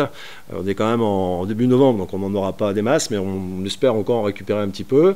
On pense avoir encore quelques dépenses de fonctionnement qui sont peut-être encore un petit peu surévaluées. Bref, mais on est très près des comptes que l'on verra donc, lors du compte administratif. Et donc, on arrive en finale à une dette par habitant. Vous savez que c'est un chiffre qu'on ressort régulièrement en conseil. On arrive à une dette par habitant qui est juste supérieure à 1 000 €, 1,006 exactement, à cette heure-ci, qui devrait passer en dessous des 1 000, compte tenu de ce que je viens de vous dire là, à l'instant. Voilà. Et donc, on est sur une capacité de désendettement, aujourd'hui de 7,3 années, qui devrait se resituer autour de 7 quand on aura vraiment le compte administratif définitif, ce qui reste donc une capacité de désendettement tout à fait honorable, vous le savez bien, puisque les seuils d'alerte sont autour de 12 années. Donc là, nous sommes à 7,3 à la fin de l'année. Nous serons à 7,3 à la fin de cette année. Voilà, Madame la maire, ce que l'on vous propose d'adopter. Merci au conseil municipal. Des remarques, des interventions? Oui. Pierre-Yves Le Boudec. Oui, donc, alors juste pour rappel, nous avons évidemment voté contre le budget primitif, donc notre vote ne sera pas une surprise, évidemment on va voter contre. Nous souhaiterions quand même faire trois remarques sur cette décision modificative. La première, d'abord, c'est sur le budget de fonctionnement. 311 000 € d'économie faite sur le personnel. Je tiens juste à rappeler que c'est autour de 12 équivalents temps plein, ce qui est quand même assez considérable. C'est-à-dire qu'il y a de quoi s'interroger. C'est-à-dire que même, nous avons entendu les raisons invoquées, c'est-à-dire la difficulté de recrutement, des départs pas prévus, bien. Mais pour autant, c'est vrai que c'est quand même une somme assez considérable. Ça, c'est la première remarque que nous voulions formuler. La deuxième, c'est sur notamment l'investissement. Il y a quand même le mot report qui intervient quand même assez fréquemment, donc on reporte certaines choses quand même. Et puis, il y a toujours quelque chose qui nous interpelle, c'est dans les subventions. C'est vrai qu'il y a un volume à peu près plus de 600 000 € de subventions, en sachant quand même qu'il y a une partie de ces 600 000, on l'avait déjà fait comme réflexion en commission, il y a une partie de ces 600 000 € qui sera perçu qu'en 2026. Donc il y a toujours un jeu d'écriture là qui est quand même un petit peu en trompe-l'œil. Donc voilà ce qu'on voulait dire, mais en tous les cas, là pour le coup, c'est vrai que c'est un budget qui ne nous convient toujours pas. Voilà, merci. On a été effectivement étonné du contraire, donc on n'est pas surpris du vote. Sur les remarques, Pierre-Yves, on en a déjà parlé en commission, mais on peut juste l'air pour l'ensemble des gens présents. Sur le montant RH, c'est vrai que c'est important. Nous-mêmes, on a presque été, je regarde Lisiane en même temps, on était un peu presque étonnés nous-mêmes. Maintenant, encore une fois, je le redis quand même, quand on fixe un montant de dépenses au départ, y compris les dépenses RH, on s'efforce d'être le plus près possible de la vérité, mais en même temps, on s'autorise un certain nombre de recrutements, quoi. Donc on a toujours ce réflexe, mais de prudence finalement, qui consiste à maximiser un peu notre dépense, et pas que de personnel, au moment du budget primitif. Donc là, voilà, donc c'est une autre partie de l'explication quand même, ça pourrait être la 4e raison, quoi. Maintenant, sinon, les autres raisons, ce sont bien celles qu'on a annoncées tout à l'heure. Hein. On a bien regardé ligne par ligne, en fait, hein, comment on explique les 311 000 euros. Et je viens de vous expliquer, donc je ne reprends pas l'explication. Donc ça, c'est le premier point. Après, sur le report d'un certain nombre de travaux, bah oui, il y a toujours des reports de certains travaux. Ça, je veux dire, on est sur une année historique en termes de montant de travaux. On n'a jamais fait autant, je pense, dans l'histoire d'Enbon. Hein. On va être sur quelque chose comme 9 millions en tout cette année de travaux. Donc c'est extrêmement important. Donc oui, on en a reporté. Je dirais heureusement qu'on en a reporté un peu, quoi, parce que sinon, effectivement, on aurait besoin de la totalité de l'emprunt. Mais ça, c'est tous les ans, on reporte un peu. Tous les ans, il y a un peu de retard sur les travaux. C'est ce qu'on appelle le reste à réaliser. Hein. Tous les ans, on a ça dans nos budgets depuis toujours. C'est comme ça que ça fonctionne. Ça, c'est la réponse à la deuxième intervention. Puis la dernière sur les recettes, tu as parfaitement raison sur les subventions, Pierre-Yves. J'annonce plus 630 000, je crois, de recettes, ou 680 de recettes de subventions complémentaires. Ça, c'est vrai. Mais en effet, ça ne veut pas dire qu'elles sont toutes rentrées. Elles sont signifiées, elles sont officielles. On est sûr de les avoir. Et c'est pour ça qu'on peut les rentrer désormais dans le budget. Mais effectivement, on les aura en fonction des travaux. C'est la même chose. Donc, ils rentrent, elles aussi rentrent, mais c'est pareil, en reste à réaliser recettes. C'est exactement pareil. C'est l'autre pendant de nos comptes. Tous les ans, on fonctionne comme ça. Depuis toujours, les collectivités territoriales fonctionnent comme ça. Voilà, c'est juste ça. Mais effectivement, je confirme que les 680 000 euros ne sont pas aujourd'hui sur le compte, comme le 4,2 millions que j'évoquais tout à l'heure n'est pas aujourd'hui sorti du compte, puisqu'on n'a pas non plus fait l'emprunt à date. Voilà. C'est la différence entre la trésorerie et la comptabilité. Exactement. Mais à partir du moment où elles sont notifiées, on peut les enregistrer puisque elles sont sûres. Après, vous avez toujours un décalage. Quand vous regardez, vous avez toujours un décalage entre la comptabilité et la trésorerie. Et c'est pour ça, quelquefois, que l'on active une ligne de trésorerie parce que notre comptabilité est un petit peu en décalage avec la trésorerie. On est en attente effectivement du financement. Mais quand c'est notifié, c'est sûr à 100%. Oui, bien sûr. Donc, on a le droit, on se doit de l'inscrire. Oui, bien sûr. Mais enfin, dans la comptabilité. Oui, on est bien d'accord. Mais enfin, bon, on est sur un budget 2025, pas 2026. Hein, bon, on voit, mais c'est tout. Mais, oui, mais on puis à côté de ça, enfin, je reviendrai sur le personnel. Enfin, moi, je dis simplement que ça interroge. Hein, donc après, c'est pas, je veux dire, 311 000 euros sur le personnel, c'est quand même extrêmement important. C'est tout. Donc, nous, évidemment, en tant que conseillers municipaux, on s'interroge, c'est-à-dire que moins de personnel, moins de services publics, enfin, veut dire comment ça veut dire qu'il y a des services sous tension. Enfin, il y a tout ça qui interroge, évidemment. Quand on a des difficultés à recruter, évidemment, il y a des services où c'est plus compliqué. On est bien d'accord. Quand on a des départs à la retraite, quand on dit départ à la retraite non prévu, c'est qu'on sait que l'agent doit partir à la retraite et on est à peu près l'année de départ de la retraite, sauf que nous, enfin dans la comptabilité toujours, et on doit prévoir la rémunération de l'agent jusqu'à la fin de l'année.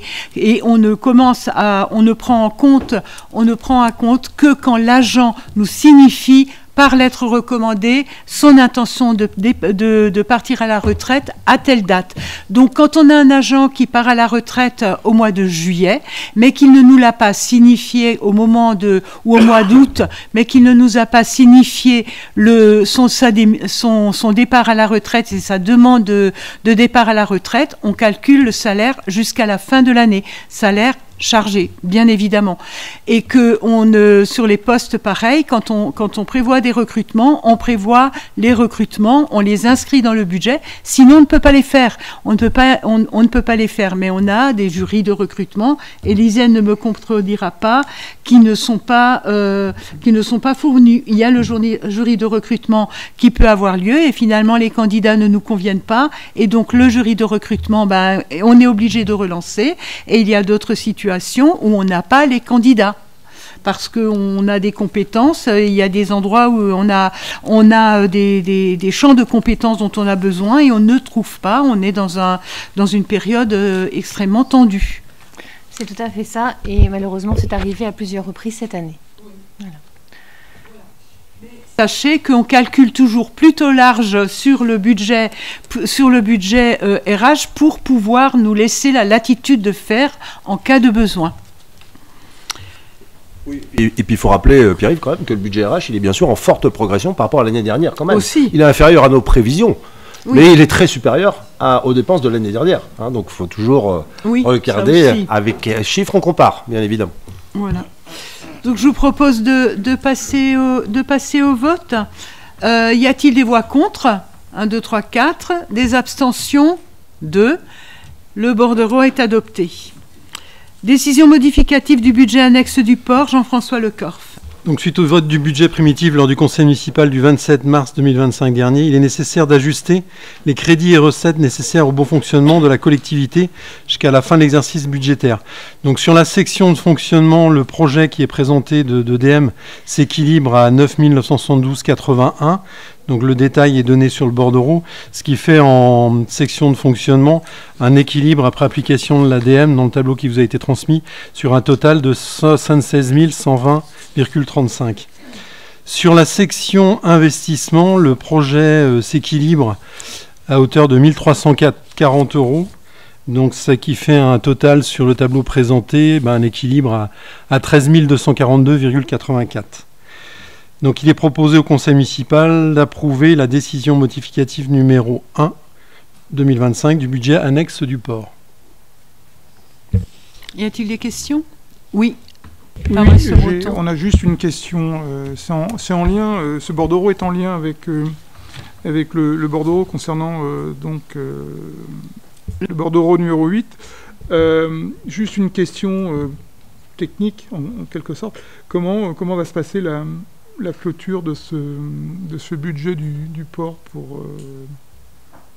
parce qu'il est indiqué dans le bordereau numéro 8, donc pour le port d'Hennebont, l'ensemble des questions d'ordre juridique, etc., donc financière, clôture du budget, devront être finalisées avant la fin de l'année. Ça se passe comment, concrètement, Madame la maire?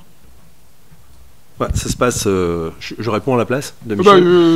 Ça se passe de manière très simple. On fait un arrêté des comptes, c'est comme ça que ça s'appelle. On fait un arrêté des comptes.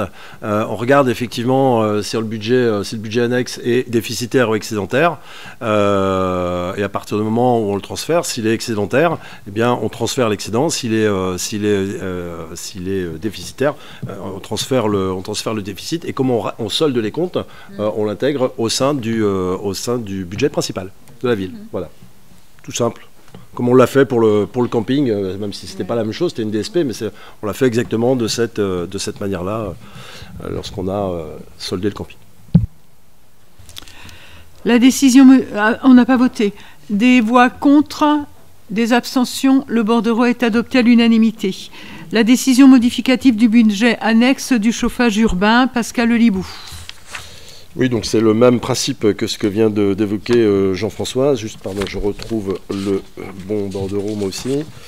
Il doit être là. Non, je l'ai. Le voici. On constate une augmentation des charges à caractère général d'un montant total de 25 000 €. Donc on réimpute dans le budget annexe. Les causes, il y en a deux. Un achat de gaz plus important que prévu, 37 000 €. Des opérations de maintenance de la chaufferie plus importantes que prévu, 32 000 €. En contrepartie, on a dépensé plus de gaz, mais on a acheté moins de bois. Ça fait moins 37 000 € en consommation de bois. Un petit peu moins d'intervention d'entretien aussi, 7 000 €. Ce qui fait qu'au global, donc, on propose, en fait, au sein de l'ADM, donc, de rajouter 25 000 € de dépenses. Ces 25 000 € de dépenses sont équilibrés. Et le budget est équilibré par 25 000 €. Donc, on rajoute au poste de recettes de vente de chaleur. Et dans un souci de grande transparence, vous le voyez, puisqu'on l'a fait figurer dans le bordereau, il n'y avait pas d'obligation, mais on le dit quand même. On constate, on avait déjà fait la remarque ici, Julien avait déjà eu l'occasion de l'évoquer aussi en présentant donc le budget cette fois-là du réseau de chaleur, que depuis quelques années, depuis pas longtemps, depuis 3 ans, on constate finalement une diminution de nos ventes de chaleur. Alors ça, c'est tant mieux, ça quelque part, c'est bravo, ça veut dire qu'il y a des économies d'énergie qui sont faites, que les gens ont pris aussi peut-être peut-être de bons réflexes, de moins chauffer ou autre. En tout cas, on est plus vigilant. Donc ça, c'est bien. Mais qui dit moins de consommation de chaleur, dit aussi moins de vent pour le réseau de chaleur. Or, encore une fois, là, on est sur un budget annexe. Donc, le principe, c'est que les ventes de chaleur doivent compenser exactement les dépenses pour la produire, la chaleur. C'est ça, la règle d'un budget annexe. Et là, clairement, depuis quelques temps, on n'y arrive pas tout à fait. Donc, on cumule des déficits. Alors, à l'échelle de la ville, c'est 25 000 euros. À l'échelle de la ville, c'est pas très important. Mais c'est quand même un sujet qui nous préoccupe fortement. Et donc, on est sur le dossier, quoi, pour le dire de manière un peu triviale. Et donc on a un rendez-vous avec la SPL là, dans les jours à venir pour essayer de bien comprendre finalement et de bien voir comment ils peuvent à nouveau modifier en fait le process de production et aussi la répartition entre bois et gaz pour tenter de retrouver donc un équilibre sur ce budget-là parce qu'on n'a pas du tout l'intention de continuer à accumuler des déficits. Alors, et puis on ne veut pas non plus facturer de manière trop importante et trop brutale l'augmentation des coûts parce que évidemment les gens qui supporteraient cette augmentation-là, ce serait un peu nous-mêmes, savoir la piscine principalement, mais aussi les pads et aussi quelques logements de Morbihan Habitat. Donc on veut plutôt faire en sorte qu'on trouve finalement la solution technique pour retrouver un niveau de production satisfaisant. Voilà, j'ai fait un petit peu long, mais c'était pour expliquer les réflexions en cours. On se trouve aussi face à un équipement vieillissant qui a maintenant 15 ans et donc qui demande évidemment plus d'entretien qu'il ne l'avait ces 10 dernières années. Donc là aussi, s'il y a une augmentation des coûts. Des questions ? On passe au vote. Des voix contre, des abstentions. Le bordereau est adopté à l'unanimité. On passe aux APCP. Donc, première, c'est la PCP concernant et la ECP, OPA-RU. Donc, l'AP, c'est le dispositif d'aide et la E, c'est le dispositif d'animation. Marie-Françoise Cérès. Oui, d'accord. Oui, donc en date du 26 juin 2025, le Conseil municipal a approuvé la création d'une opération programmée d'amélioration de l'habitat, renouvellement urbain. Le projet a été approuvé avec une convention entre la commune d'Hennebont, Lorient Agglo et l'ANA.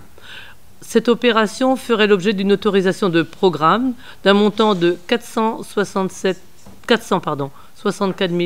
607 € pour le dispositif d'aide de mise en place et une autorisation d'engagement d'un montant de 660 000 € TTC pour l'animation de cette opération OPA-RU. Il est proposé au conseil municipal la création de cette APCP et de cette AECP. Vous avez le tableau qui vous donne les sommes et le crédit de paiement de ces sommes pour les 5 années entre 2026 et 2030. Vu le Code général des collectivités, vu la délibération du conseil municipal en date du 26 juin, vu l'avis du bureau municipal, de la commission de ressources, il est proposé au conseil municipal d'approuver la création d'une autorisation de programme dispositif d'aide de l'OPA-RU et la répartition des crédits, et d'approuver la création de l'autorisation d'engagement, dispositif d'animation, pour que cette opération se fasse correctement. Ce qu'il faut dire quand même, c'est que ça a un gros effet déclencheur, puisqu'on est quand même à un accompagnement global sur l'ensemble des aides de pas loin de 5 millions €, ce qui est énorme sur le centre-ville d'Hennebont, avec des aides de l'ANA pour l'enveloppe de l'ANA qui est à 4,2 millions, avec des aides pouvant aller jusqu'à 80%, voire au-delà, pour les personnes le plus en difficulté. L'AGLO qui participe aussi à hauteur de 341 000 € et la ville à hauteur de 464 000 €. Donc c'est quand même une opération qui, bien menée, et c'est pour ça qu'on a besoin de se faire accompagner par une chargée de mission qui est en cours de recrutement avec l'AGLO, de bien se faire accompagner par un cabinet pour l'animation. Parce que la communication, simplement par les réseaux et une communication sans aller vers, ça risque d'être un petit peu plus compliqué pour bien accompagner les personnes. Et le but est vraiment, dans le cadre de l'animation, d'accompagner les personnes sur les dossiers, aussi bien jusqu'à la prise de conscience, et puis après les accompagnements administratifs pour les mener, pour qu'ils puissent aller au bout de leur projet. Y a-t-il... Oui. On peut espérer que cette opération donc, puisse entraîner un changement de la ville sur 5 ans. Oui. Oui, Pascal. Pour compléter les propos de Michel, sur les 660 000 euros, là, il y en a 510 qui sont subventionnés par l'ANA. Oui. Voilà. Y a-t-il des questions, d'autres questions? Non. Je vous propose de passer au vote. Des voix contre? Des abstentions? Le bordereau est adopté à l'unanimité. La PCP, réhabilitation du gymnase Victor Hugo, Joël Trécan. Oui, comme l'a dit Madame la maire, nous sommes partis sur une série d'APCP. Alors, l'APCP, donc là, c'est la réhabilitation du gymnase Victor Hugo, donc avec sa mise à jour en 2025. Je vais vous épargner les historiques à chaque fois. On va passer directement, si vous voulez bien, à la lecture du tableau. Et puis la consultation des entreprises a été réalisée dans ce cadre, justement. Et les travaux ont démarré début septembre. Donc il est proposé d'ajuster le montant de la PCP pour tenir compte des résultats de la mise en concurrence. Alors, l'AP de 2025, donc en date d'aujourd'hui, étant de 400 000 euros, on a dû l'abonder de 400 000 euros. C'est un marché plus élevé, c'est vrai, que prévu, mais pour mener à bien, ça fait partie aussi des aléas du chantier. Donc voilà. Tout à l'heure, on évoquait les subventions. On peut dire que sur ce chantier, justement, pour ce gymnase Victor Hugo, nous sommes à 32% de subventions. Donc c'est quand même un bon chiffre. Alors, vu les différents vues, donc, il est proposé au conseil municipal d'approuver la mise à jour numéro 6 de la PCP pour la réhabilitation du gymnase Victor Hugo.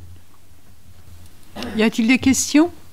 On passe au vote. Des voix contre, des abstentions. Le bordereau est adopté à l'unanimité. La PCP, reconstruction de la salle de sieste de la maternelle Paul-et-Loire. Voilà, donc... Joël Trécan. Oui. C'est Joël Trécan pour toutes les APCP. Pratiquement. Pas tout à fait. Non, je partage.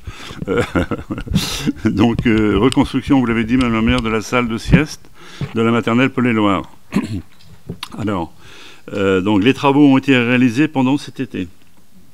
Cependant, durant les travaux de reconstruction, des aléas ont entraîné des coûts supplémentaires. Par exemple, on a dû trouver une cuve enterrée et des canalisations aussi qui étaient non répertoriées. Donc forcément, ce qui provoque aussi un coût supplémentaire qu'on a dû rajouter donc, à l'AP de 25 000 euros. Donc c'est un avenant de cuve à fioul plus une canalisation. Voilà, donc vu les différents vues, donc, il est demandé d'approuver la mise à jour numéro 5 de la PCP. Et puis, j'arrive à la fin. Donc, voilà. Ok. Des questions? Oui. Non, juste, Pierre-Yves Le Boudec. Non, juste se réjouir que enfin l'école Paul-et-Loire a une véritable salle de sieste. Depuis le temps que ça traînait, on ne peut que s'en réjouir, quoi. Voilà. Oui, c'est vrai. Merci. Une belle construction. Donc on passe au vote. Y a-t-il des voix contre? Des abstentions? Le bordereau est adopté à l'unanimité. La PCP de la salle de Galles-le-Nouen. Toujours Joël Trécan. Voilà, donc la construction de cette salle, la consultation, excusez-moi, des entreprises a été réalisée au printemps. Et les travaux ont pu commencer cet été. Pour tenir compte des résultats de la consultation, des entreprises et des nécessités du chantier, il est proposé de modifier le montant de la PCP comme suit. Donc, nous avons dû rajouter à l'autorisation de programme 80 000 euros. Vu les différents vues, donc, il est proposé au conseil municipal d'approuver la mise à jour numéro 2 de la PCP. Voilà. Et puis c'est tout. Des questions? On passe au vote. Des voix contre, des abstentions. Le bordereau est adopté à l'unanimité. La PCP sur le site de Saint-Gilles. Joël Trécan. Alors, là aussi, donc, je passe sur l'historique. Donc, par délibération en date du 25 septembre 2025, le conseil municipal a validé la clôture du concours de maîtrise d'œuvre et le choix de l'équipe de maîtrise d'œuvre en charge de la suite du projet. Donc là, maintenant, on va arriver sur un calendrier. Compte tenu du calendrier de réalisation des études, il est proposé, sans modification du montant global, d'ajuster le crédit de paiement 2025 et ceux des années suivantes en intégrant un objectif de livraison pour 2028. Donc c'est une programmation de calendrier, comme vous pouvez le voir sur le tableau. C'est un décalage. Alors, donc vu les différents vues également, il est proposé au conseil municipal d'approuver la mise à jour numéro 8 de la répartition de la PCP relative au projet du site de Saint-Gilles. Des questions? On passe au vote. Des voix contre? Des abstentions? 1, 2, 3, 4, 5, 6. Le bordereau est adopté. Merci. APCP de la rénovation du centre technique municipal. Joël Trécan. Pardon. Oui, alors, donc, conformément au calendrier prévu, la consultation des entreprises pour la réfection de la toiture s'est conclue pour un montant inférieur aux estimations. Donc, on peut constater que c'est une bonne surprise, avec une mise en concurrence, donc, malgré tout. Il est donc proposé au conseil municipal les ajustements comme suit, pour tenir compte de cette économie et de cette bonne nouvelle. Donc, c'est justement moins 205 000 euros qui était prévu pour un renfort de charpente, mais donc il n'était pas nécessaire. Donc, vu les différents vues, il est proposé au conseil municipal d'approuver la mise à jour numéro 2 de la PCP du site du centre technique municipal. Et voilà, donc, pour ce bordereau. Des questions? On passe au vote. Y a-t-il des voix contre? Des abstentions? 2. Le bordereau est adopté. La PCP des travaux d'aménagement du centre-ville, c'est à Yves Guyot. Alors, sur le centre-ville, dont on a beaucoup parlé les années passées, donc moi j'exprime une satisfaction vive sur le maintien des délais, sur le résultat obtenu, qui quand même attire beaucoup de compliments, et aussi sur un objectif de maintien des coûts qui a pu être constaté. La variation donc, qui est proposée ici, elle concerne des prestations complémentaires, en particulier concernant les équipements électriques. Et aussi, il a fallu se rendre à la raison de mettre des dispositifs pour éviter le stationnement sauvage. On aurait bien voulu s'en passer, à la fois pour le principe, encore plus que pour le coût, mais malheureusement, il a fallu constater que certains n'arrivent pas à s'éloigner de leur voiture.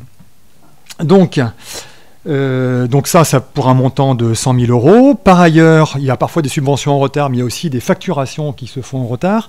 Quand on voyait 480 000 affectés à 2026, ce n'était pas parce que les travaux ne sont pas finis. Ils seront finis réellement pour la fin 2025, mais simplement c'est une facturation des mois de novembre-décembre qui n'arrive qu'en début d'année 2026. Alors, on espérait 480 000 euros de facturation en 2026, ce sera sans doute 400 000 euros, donc là aussi il y a un ajustement. Donc voilà les principales modifications pour l'année 2025, et il est proposé au conseil municipal d'approuver cette mise à jour. Y a-t-il des questions? On passe au vote. Des voix contre, des abstentions? 2. 2 abstentions. Le bordereau est adopté. La PCP concernant la restauration de la courtine du champ de foire, Yves Guyot. Un autre chantier qui s'achève et qui montre le résultat ces jours-ci avec le démontage des bâches et des échafaudages. Moi, je trouve ça très, très, très réussi. Les modifications, alors c'est plutôt des imprévus, puisqu'il a été découvert des matériaux de très mauvaise qualité sur la partie supérieure du rempart, et puis aussi des remblais de très mauvaise qualité qui mettaient en danger, enfin qui rendaient un peu périlleux le retour du mur sur l'angle de la rue Capitaine. Voilà. Plus une cavité imprévue, une cavité qui a été découverte, qui était une grosse surprise, qu'il a fallu traiter en complément. Donc on en arrive, lié à ces travaux qui étaient vraiment véritablement nécessaires, à un surcoût de 30 000 euros qui donc s'ajoute au titre de l'année 2025. Voilà. Et il est proposé d'approuver cette mise à jour.